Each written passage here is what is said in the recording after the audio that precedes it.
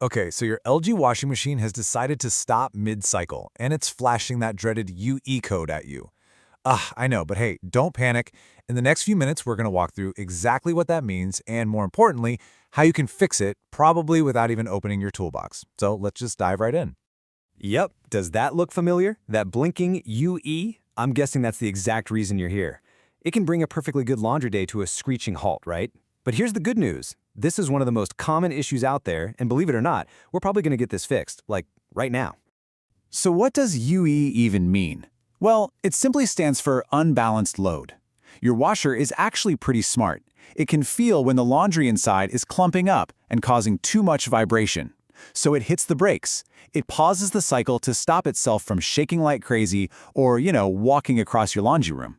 The most important thing to get here is that this is not a broken part. It's a safety feature doing its job. Okay, now that we know what we're dealing with, let's get it fixed. And we're going to start with the single easiest, most common solution, the one that honestly works for most people who ever see this error. 60%. Just look at that number for a second. That is a huge majority. So, what's so special about 60%? Well, that's the percentage of UE errors that are fixed just by, wait for it, checking the clothes inside. That's right, more than half the time this isn't a mechanical problem at all. It's just about how the laundry is sitting in the drum. Super simple. And here's the three-step fix. It's so easy. First, just hit pause or cancel the cycle. Step 2, open that door and just, move the clothes around. Untangle them, spread them out evenly.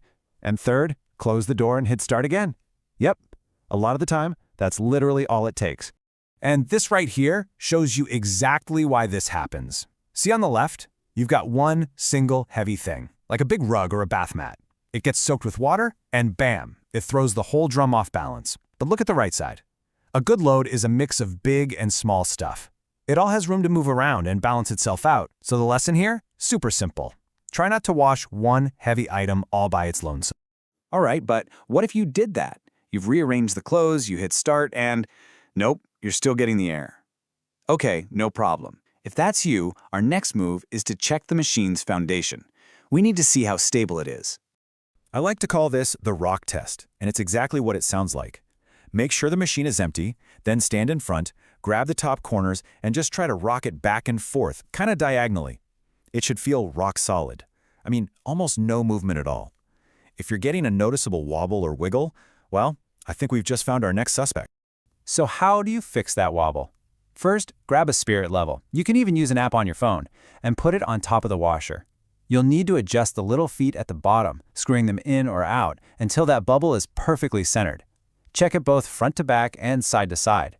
And here's the pro tip. Once it's level, you have to tighten the little lock nuts against the base of the machine so your adjustments don't just undo themselves. Oh, and of course, make sure the washer is on a solid, sturdy floor to begin with. Okay, so let's say your load is perfectly balanced and your machine is solid as a rock, but you're still getting that UE error. Ugh. At this point, it's time to take a quick peek under the hood at the mechanics. And don't worry, this is way easier than it sounds. But first, and I cannot stress this enough, this is the most important step of all. Unplug the machine from the wall. Seriously, do not skip this step. Safety absolutely has to come first. No exceptions. Okay, now we get to play detective. Look for these clues. If you see any oily fluid leaking underneath the machine, that's a classic sign of worn-out shock absorbers. Now, what if you slowly turn the drum by hand and you hear a loud grinding or scraping sound? That almost always means a foreign object, like a coin or a key, is stuck in there somewhere. And finally, if the machine shakes violently during the spin cycle, even though you know it's perfectly level, that's pointing to a bigger problem with the suspension. And all of this leads us to the big question, right? Based on what you've found, should you try and fix this yourself, or is it time to pick up the phone and call a pro?